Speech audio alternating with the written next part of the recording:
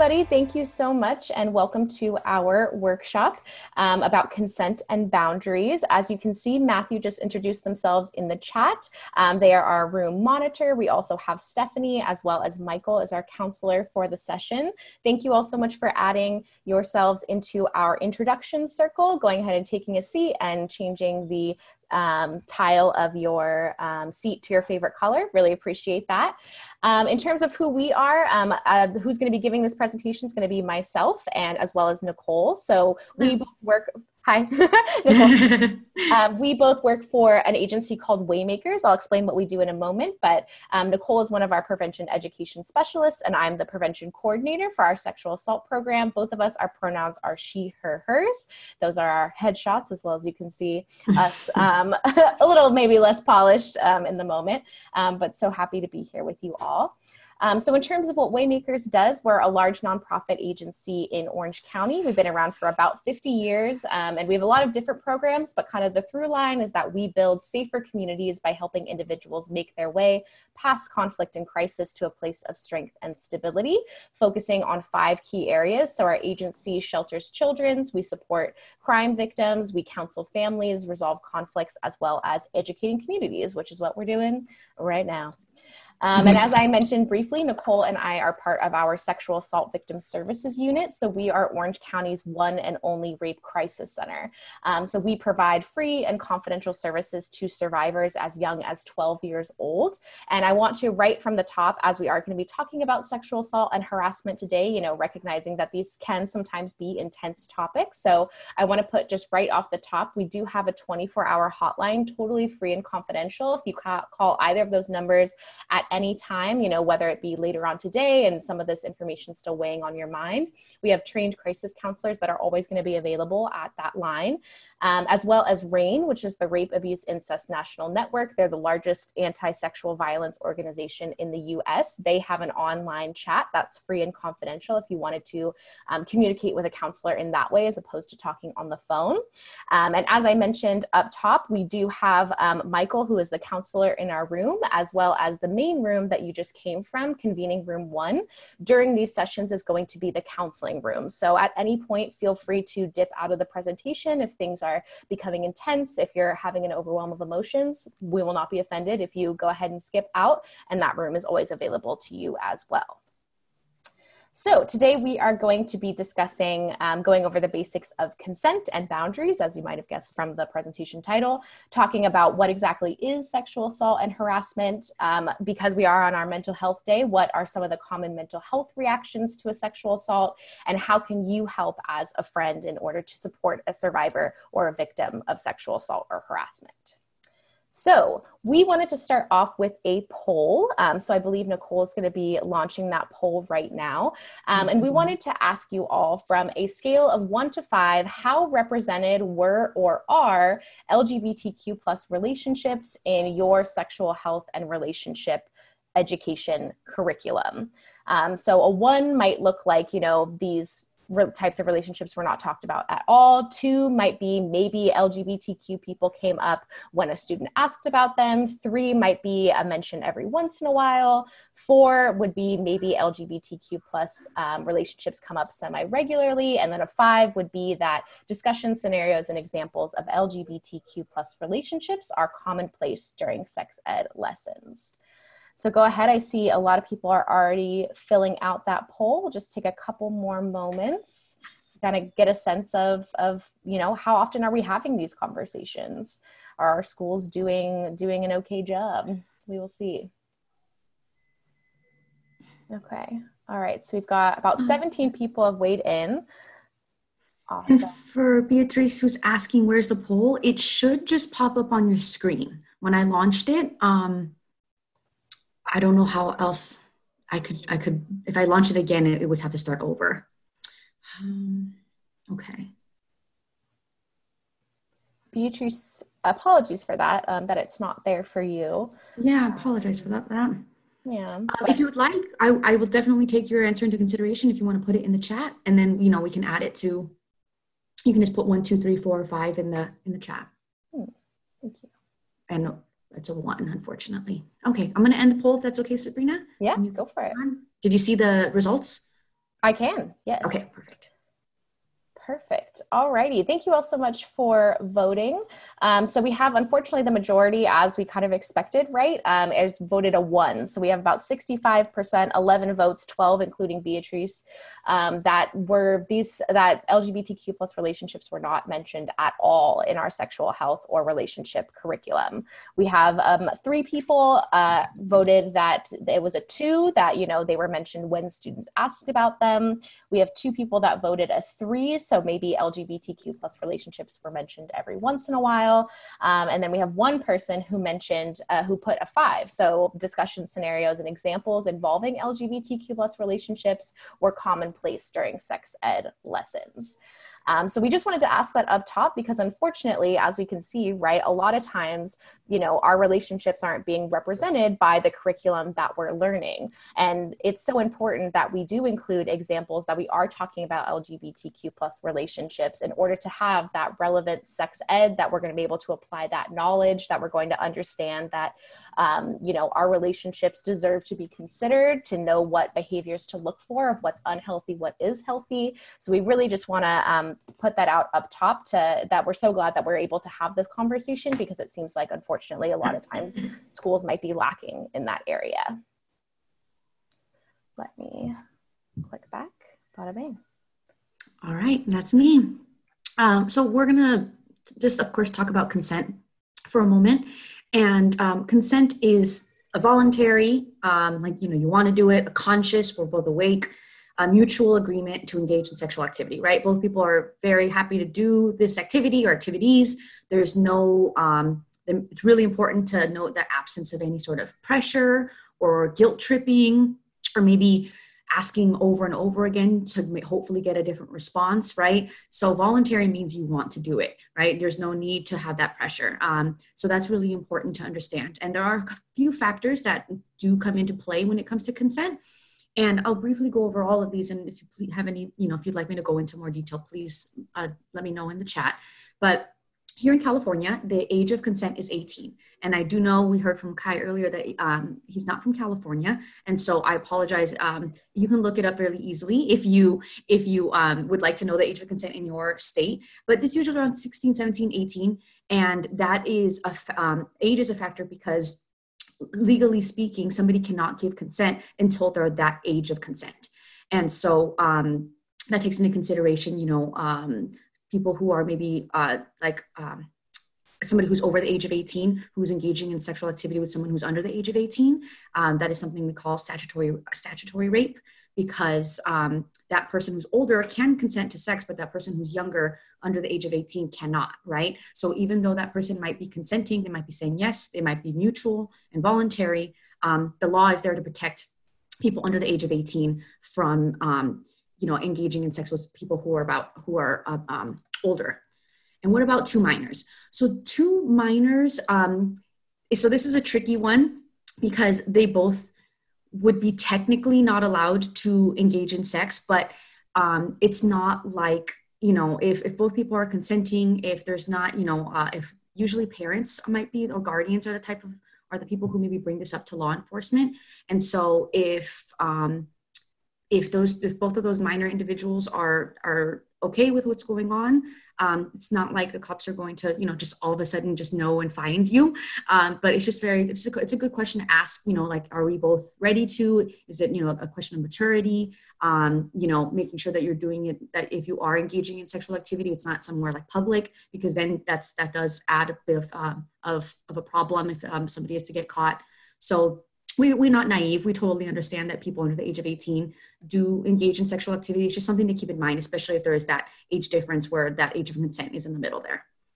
And intoxication and impairment. So those are both words for either, being drunk or high.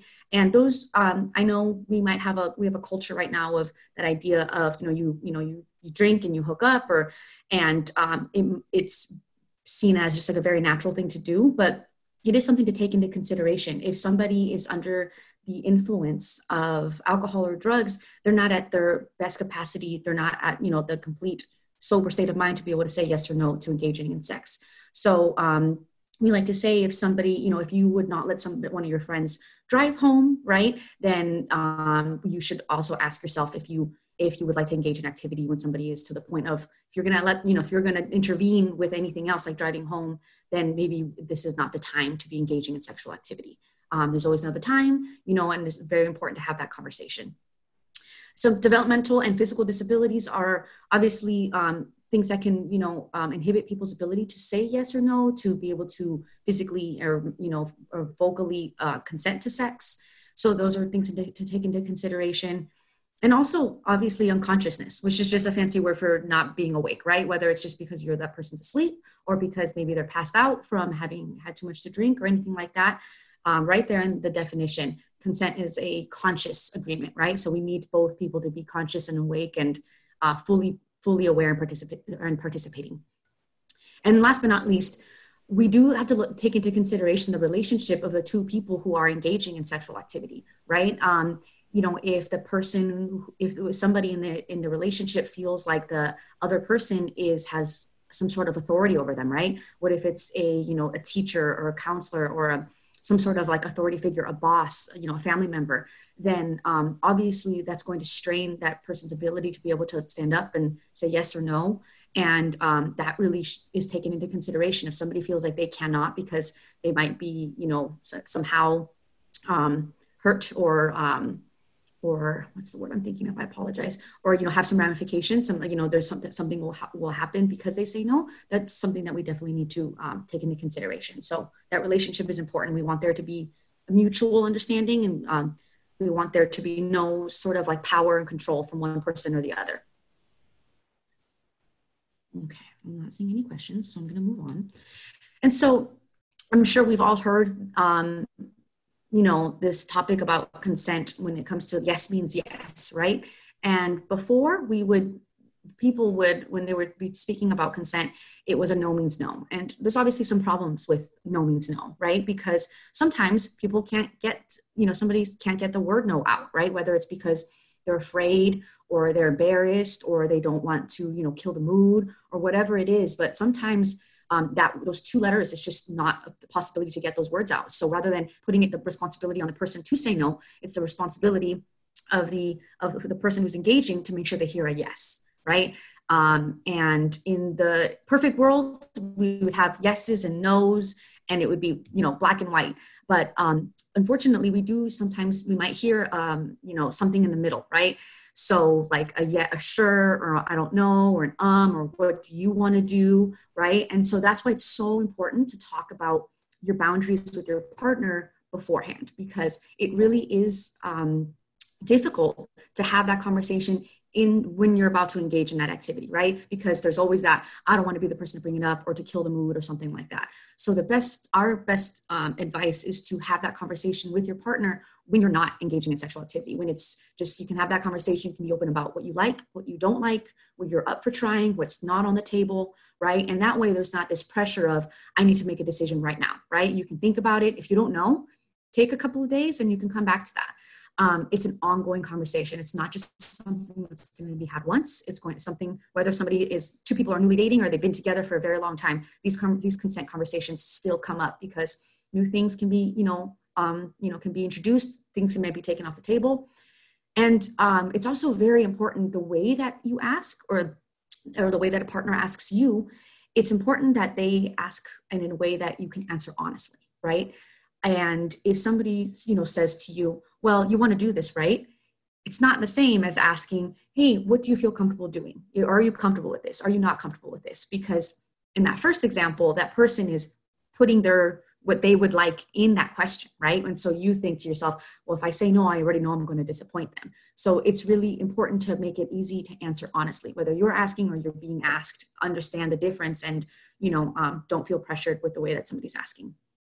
And obviously at the end of the day, we respect each other's choices, right? If we're in a relationship with our partner, whatever type of relationship that is, we should respect each other's, choices and our boundaries, right? And not ever pressure anybody or, ask them over and over again just to make sure they've changed, right? Having that ongoing conversation is, has its limits, and just respecting that and taking a no if that's what it is. So we have a question for you. And if you don't mind answering in the chat, we would love to hear from you. What makes consent difficult or awkward to bring up? Because obviously it is. This is not something that's, just comes naturally to everyone. So what to you, if you don't mind, just makes it that much more difficult?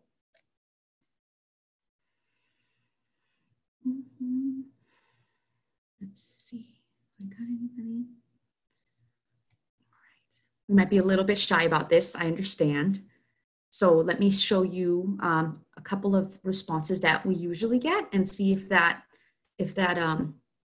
elicits any responses. The thought of someone saying no, absolutely. You know, that's the fear of, you know, of being rejected, right? And that's not necessarily to say that you yourself are being rejected, right? It's just the act that is being rejected, right? That person doesn't feel comfortable. It has nothing to do with you. It has to do with what they've experienced, what they have, you know, what they're comfortable with.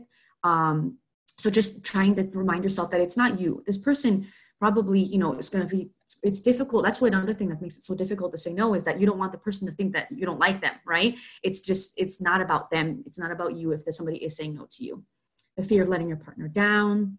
It is a taboo subject, absolutely. That's why we're trying to open up this conversation today. Peer pressure, yes. Being unsure or afraid of rejection, possible rejection. It's difficult to process, think when you're tied up in the feelings. Exactly. And so PJ, thank you for saying that, because that's why we encourage you to speak about these things beforehand, because then you don't have to worry about that pressure of like making that decision right then and there in the moment. Being accused of being a TSC, and that we don't want to do that either. Obviously, that's just, that's, you know, not right. We don't want to ever be victim blaming or anything like that, or shaming people because of their sexuality. You know, you're just asking. And the important part is that you ask, right? Because then at that point you can have a conversation with your partner. And I know that somebody raised their hand. Want you to impress even if you don't know. Okay. But if I don't know what to do with somebody, should we ask, do you want to write your question in the chat, or did you have a question? Raise your hand by mistake. Okay, cool. Thank you, Nikita. Okay, so perfect. So yeah, like you guys said, it's a lot of what you were saying. And I think something nobody brought up is that we don't have examples shown to us in normal media, right? In TV shows, you know, for the most part, it's just, there's no questions asked. Both people are presumably always into it, and it's just like not even a question, right? And that's not the standard that we should be looking at. There are shows, Sabrina and I both love the show Sex Education. If anybody loves that show, we adore it. And they very much talk about consent. They very much highlight the importance of having those conversations and like asking this person if they're asking the partner if it's okay whenever you introduce something new. So they're out there, but they're just far and few between. Perfect. Thank you for sharing, everybody. Perfect. And so just to reiterate, we are speaking about this as if it's some, you know, you can seem like we're speaking about this as if it's something we should, you know, that comes easy. And it comes easy for us to talk about this because we do talk about this very often. But it's important to know, do not be hard on yourself. Consent is a skill. You get better as you practice. That first time, it's going to feel like ripping off a Band-Aid. It's going to feel so, you have that pressure of what if they say no? And what if they think I'm, what if, that ability to want to impress, that, want that fear of rejection. It's all natural. We all have gone through that. The more that you ask, the more it will come naturally. And then, your partner, it's never a bad thing to have your partner make sure that you're okay with what's going on. It's a very wonderful feeling to know that, your partner cares about you in that way. So don't ever feel bad about that. And so just to give you some examples of what consent might sound like, maybe you're thinking to yourself, okay, now I know I want to ask, it shouldn't be taboo, but I still don't know what to say, right? So it can be something like any of these options here, are you into this? Or you can even say, what are you into or not? If you want to keep it open-ended, how far do you want to go? Is this okay? And again, that's with everything, right? We're not just going to ask, is this okay at the beginning? And then just assume after that, right? We're going to keep asking. And then, like I said, there's sometimes gray, right? So we might get a response that is not a yes, right? And whenever we get a response that's not a yes, I would encourage you all to say something like, we don't have to, let's wait if you're not sure. Because if somebody says, I don't know if you want to, that is somebody trying to go, I don't want to answer this quite yet. I'm going to put it on you. And we want to make sure that we get that yes. So you can say, let's wait, not a problem. Are we using protection? That's another important thing to discuss with your partner. If you would like to use protection, what kind, all that. When were you last tested? If you've had a partner, a previous sexual partner, making sure to get tested, before you engage in sexual activity with a new partner is always a really good thing. And then being open and honest about both of you being tested, right? We've had a question before where it's like, oh, I don't want to point the finger and ask somebody else to do it. So what I said was, then you both get tested, right? That way it's not like one person having to do it over the other. You both do it, you both share your results, and then you feel comfortable moving forward. And also, there should be, we can talk about signals about what to do if one of you wants to stop. One of you wants to stop or slow down, right? And like we said, again, that pressure, that feeling of like being rejected or like that of saying something and having to say that no, right? Sometimes that's a little bit too much. So maybe talking about what is another thing that we can do to say, hey, I need to slow down. Hey, I need to stop, without having that like very like negative no, right? And so you can, maybe tap each other, you can have a word, whatever it is that you like, but come up with that with your partner. And that way you understand, when things need to be cooled down a little bit. Awesome. And consent can be super important, and communication and boundaries can be especially important if ourselves or our partner or partners are transgender. Especially, we've been talking about consent, intimacy. This is already such a vulnerable situation that someone is in, but especially if someone is transgender, if they're experiencing any kind of gender dysphoria, not having clothes on, certain areas, certain body parts potentially being touched, could trigger some of those feelings of discomfort, of distress, especially around anatomy, because as we know, certain anatomy and body parts are associated with specific sex assigned at birth, unfortunately. So we might not feel comfortable showing or having certain body parts being touched. So this is why it can be so important, talking with a partner about what should we call certain body parts, right? And, just because a body part has a specific anatomical label, that never means that you have to call it that label when you're in a situation with that person. You can agree on, hey, I feel comfortable if this is called this, so that a person feels affirmed when they're in that sexual situation, if they're feeling safe and comfortable. We also want to establish, what terms don't honor your gender or your partner's gender. What terms are kind of off limits and make us feel uncomfortable. Are there any areas that should not be touched? And it's really important to have those kind of ongoing check-ins, right? And establishing that shared language to try and again create that environment of safety, of comfort. And it's important to know that someone might not necessarily know, as we're exploring our own bodies, we might not know, hey, that this body part is going to be triggering, or it's going to create those overwhelming feelings of discomfort or that gender dysphoria. So that's why those ongoing check-ins can be super important. And it can be helpful to develop a system, maybe like a red, yellow, green system. Like green, everything's all good to go, feeling great, loving this, enjoying the moment. A yellow might be, hey, I'm starting to maybe feel some of that dysphoria, or I'm feeling uncomfortable. And then a red can be, hey, we're going to stop sex. This is not going to happen anymore. So having that shared language, developing that ahead of time can be super helpful, especially when we want to honor and affirm our partner's gender, as well as having our own gender be affirmed in the moment.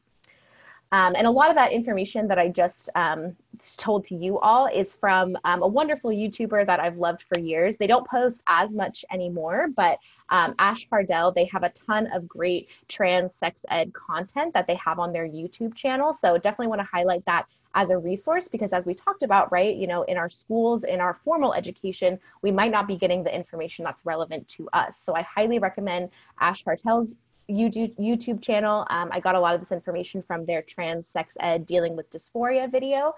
Some other resources that might be helpful are scarletteen.com, which is made for teens by teens, as well as emerging adults. Genderspectrum.org has some good information, as well as Forge is a great anti-sexual violence organization that specifically focuses on providing resources to survivors who are transgender. So their website is forgeforward.org. So we do want to open it up. We are going to talk about kind of definitions around sexual assault and harassment, but want to ask you all real quick, are there any questions at this point?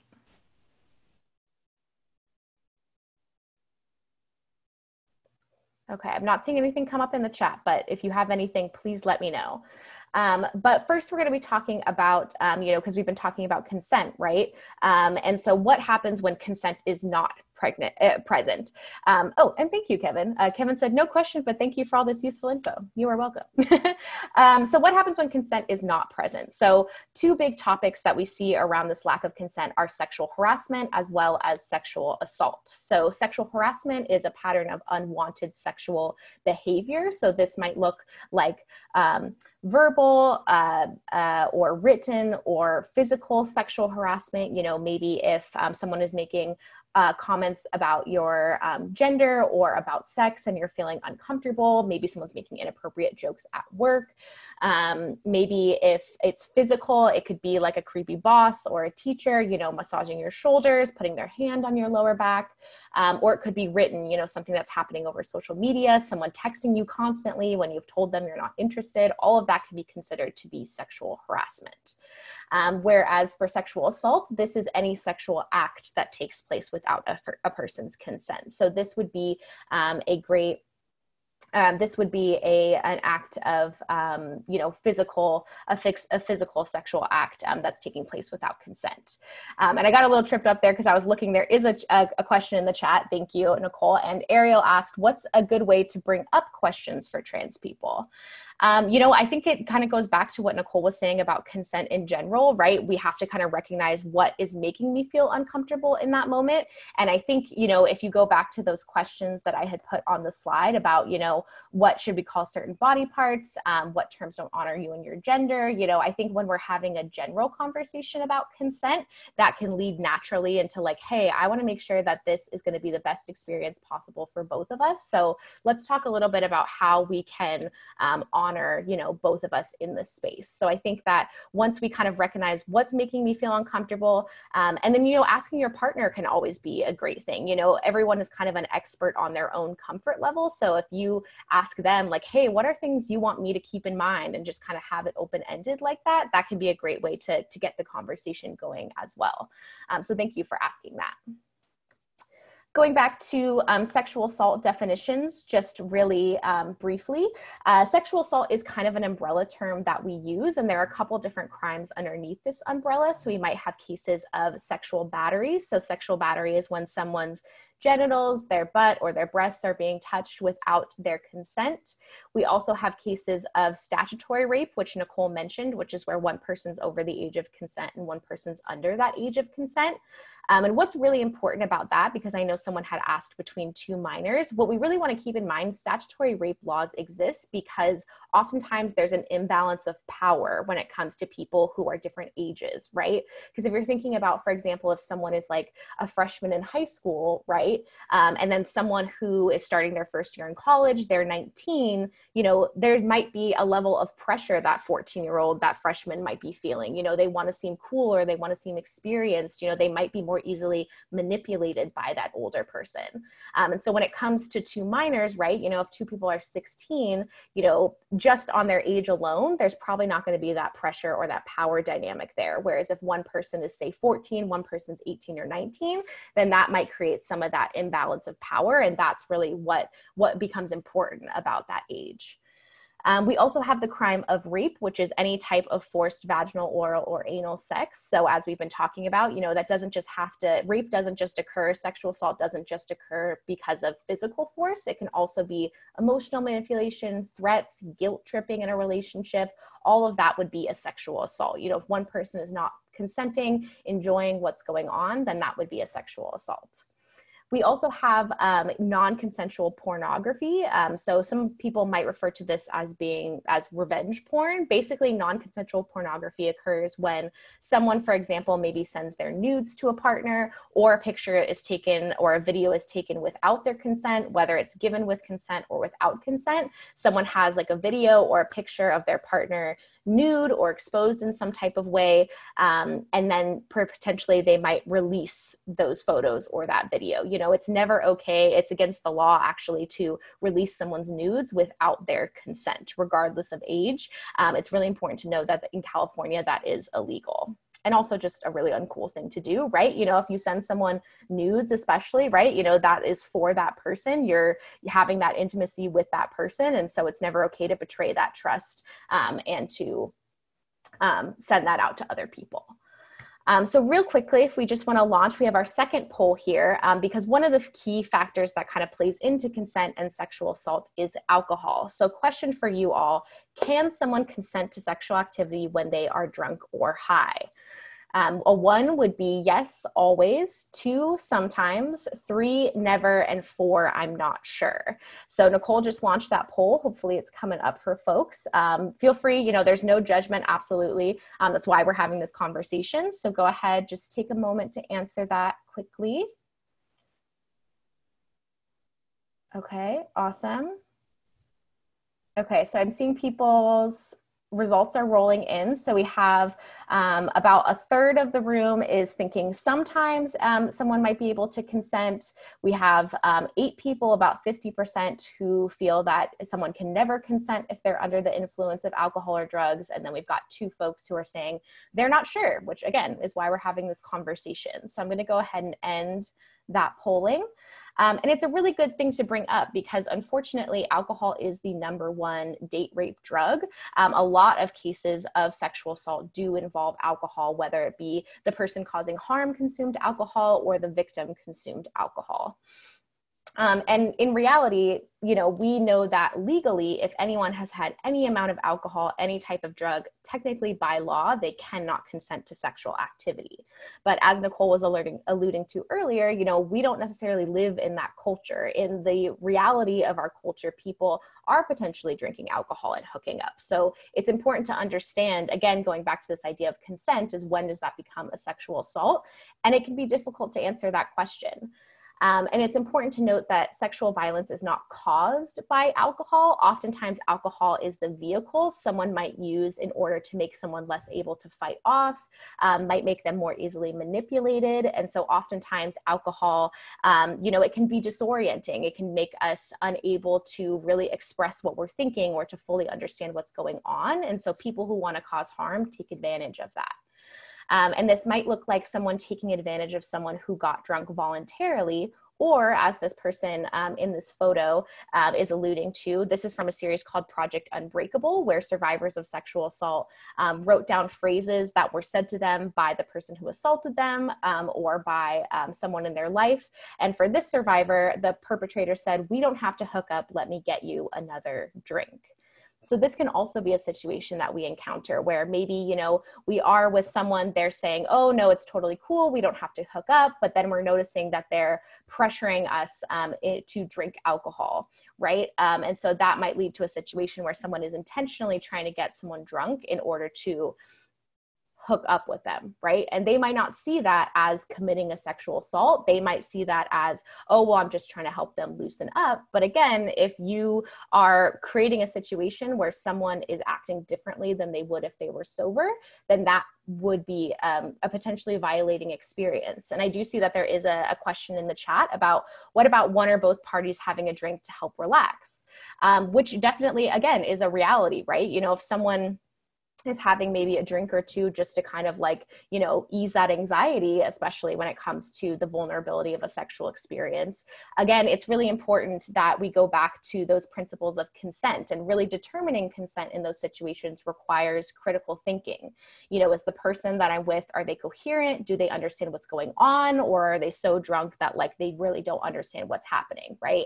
And it's important to take into account people's different tolerances. Someone might have one drink and be just chilling, relaxed, fine. And then another person, maybe if they don't weigh a ton, if they don't have a lot of experience with drinking, one drink could make them incoherent and not understandable about what's going on.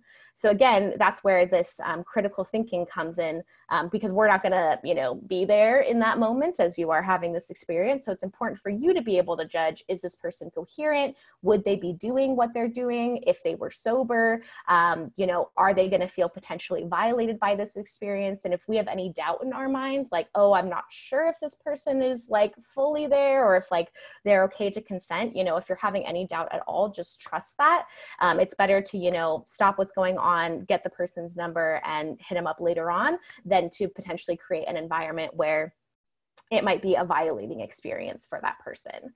And it's also super important that, you know, as we are going out, you know, when we are allowed to go out again with our friends, to be looking out for our friends and kind of keeping an eye on them and making sure that, you know, are they honoring what they would be doing if they were being sober, or are they being taken advantage of? All right, Nicole, this is you. Nicole, you're on mute. Perfect. Thank you. It lagged in telling me that I was on mute. My bad. Okay. So we're going to finish off the last 10 minutes or so talking about how we can, what happens if, unfortunately, there is a sexual assault that takes place. We are preventionists. We go to schools and talk about this so that, you know, the numbers of sexual assaults and can go down. But unfortunately, the reality is that, you know, we still do have sexual assaults that happen. And the bottom line to remember, whether it is you know, regardless of the situation, regardless of alcohol, regardless of, you know, any other victim blaming things that you can think of, the way they were dressed, who they were out with, how late it was, all of that.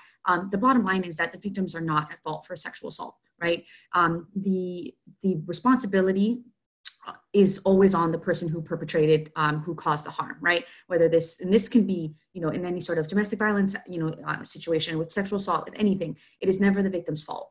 And, I'm sure we all understand that, but it is unfortunately something where, you know, we do live in a culture where victim blaming is something that can, you know, that we do see often. And we'd like to change that culture and just make it very apparent that it is never their fault. And so there are a couple of things. If you feel like maybe you know someone who has experienced sexual assault, here are a few reactions, common reactions and triggers that may be present. And so with triggers, unfortunately, a lot of it has to do with senses, right? So, you know, a certain smell of cologne or perfume, certain sounds, right?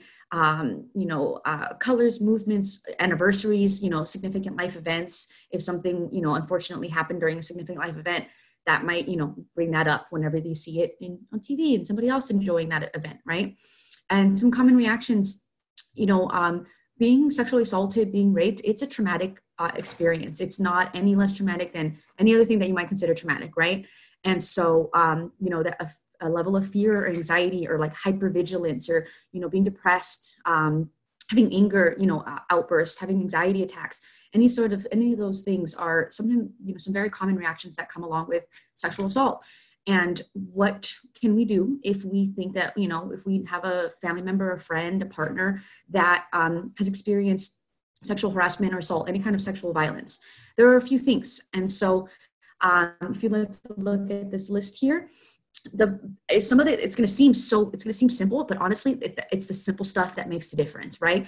Listening, you know, if that person feels like they're ready to share and that they trust you enough to share this experience, then our best advice is just to listen and not judge, not interrupt, not ask any sort of why questions. And why did you go out with them? And why did you leave? And why were you, you know, anything like that. We understand that might make that person feel like they are a tad responsible for what happened, right? And we don't want them to feel that way, because the more self-blame, the more responsibility somebody feels for having caused a sexual assault, the more it's not surprising that the less likely they are to talk about it, to report it. And so, you know, listening without judgment, telling them that it's not their fault, validating their feelings, you know, all of those feelings that we saw before, all these, you know, common reactions, validating that those are all normal. One person is not going to ever have the same reaction as the next person. And so just telling them that you accept them for all of those things, it's not their fault. It might not seem like it makes a big difference, but honestly, what we've heard from survivors is just having somebody that you can talk to and who's listening and supportive makes a huge difference between having a really rough road of recovery and a much less, you know, it's obviously still going to be hard, but a much less like complicated road, right? When you know you have that support system, when you know that you are not being judged or you know, given or faulted for what happened to you. Give the survivor options is the last thing. Is if there's a survivor and they're saying, you know, they don't know what to do next, we would suggest to not tell them what to do next. They've already had their you know, power taken away from them once. And so we would like them to feel empowered to make the decision for what they want to do next. And so if you want to give them options, that's wonderful. You can tell them, hey, you know, if they're in Orange County, you can give them our hotline. You can encourage them to text or on RAIN. So if they are from another state or another area and you don't know their rape the crisis center, you can tell them to go to rain.org, and it's going to be on that last slide. So I will make sure to point that out when we get to the end. They have resources, they have a chat if people would rather chat than talk, so many different options, and just giving them all these options and allowing them to make the next steps. And also you don't have to go back, Sabrina, but I did skip the part about being mindful about physical touch. Survivors, it is completely normal for them to feel like they can't be touched, right? Or to feel like that might be a trigger, right? Coming up behind them and giving them a hug, if that was something that you did before, that might not be something that they are comfortable with now, right? So being sure to ask, can I hold your hand? Would you like a hug? All of those things, because something to us, I'm a hugger. So if somebody's feeling bad, I just want to hug them, but we have to understand that might not be what that person needs in that moment, right? Even if they've been a hugger before, just making sure that we validate that feeling of like needing their space. And like I said, telling somebody it's not your fault and I believe you sounds simple enough, but there's a Tumblr called Project Unbreakable where this girl named Grace, she took photos of survivors of sexual assault and they wrote things on a whiteboard, mostly unfortunately negative things. So just a warning if you do decide to go look at that Tumblr. But every once in a while you do get a little gem of like something positive that they heard. And so this person here, the best sentence that they ever heard was, "I believe you." And that's not something to be taken lightly. So last but not least, I'm going to read you just a quick little snippet of this woman named Cecilia and their story about coming out and speaking about their sexual assault. So I was assaulted at age 16 and I didn't feel safe enough to share my story for 22 years. My voice cracked as I forced my mind to paint the picture, to recall the smells, the sounds, the feelings, and the fear that I had locked away so long ago. My partner didn't ask me any questions. He didn't try to fix me. He didn't interrupt me while I was speaking. He allowed me to get my entire story out. And when he knew I had finished sharing, he simply said, "I'm so sorry you had to go through that and that you carry that weight on you for so long. Thank you for trusting me enough to share your story with me." And then she goes, "I don't know that I can put into words how much that meant to me," right? So just to kind of show you that, just listening and without judgment and, being that supportive person, it really does make a difference. So at the end here, it's the same slide that Sabrina showed at the beginning, but, we have a 24-hour free and confidential hotline for anybody 12 and older. Those both numbers go to the same spot, so it doesn't matter which one you pick. And like we said before, if you prefer to chat, you don't feel comfortable sharing on the phone, or maybe you can't, rain.org is a wonderful national web organization that has free and confidential online. And I don't want to pat my own, toot my own horn, but I believe that we have a wonderful social media platform, and our especially our Instagram is just filled with just positive, sexuality and body positivity, and just open and safe and affirming, information. So if you'd like to check that out, you can follow us there. And if you ever have any questions or anything like that, you can reach out to Sabrina and I. We are the only ones who have access to that Instagram, and we can help you out from there if you'd like. Yeah, and that would be a great place to direct questions. I do recognize we're at 11:10, but there was one more question in the chat that I just want to highlight. Someone had asked, would you recommend reporting to the police? I've heard conflicting information, especially from queer and POC people who may be victims of police violence as well. I think that ultimately is going to, again, as Nicole said, we want to present options to people, but ultimately let someone make a decision that feels most comfortable to them, because there are some folks who maybe do not want to go get a forensic exam or talk to a rape crisis center or go to the police, because there is that fear that, am I going to be harassed by the police? Am I going to be misgendered the whole time? And so those are definitely things to consider, because we know these institutions, the history of marginalization that they carry, their current practices might still reflect that, right? So ultimately, that is something to potentially be prepared for, but we want to make sure everyone's making a decision that feels most honoring to them. So that we'll leave it there. But again, as Nicole said, any questions you have, SAVS Waymakers OC, we'd love to answer that for you. I know Stephanie and Matthew put the evaluation in the chat, but thank you all so much for joining us on the first day of the youth convening, and we hope you have a wonderful rest of your conference. Thanks, everybody. Thank you so much.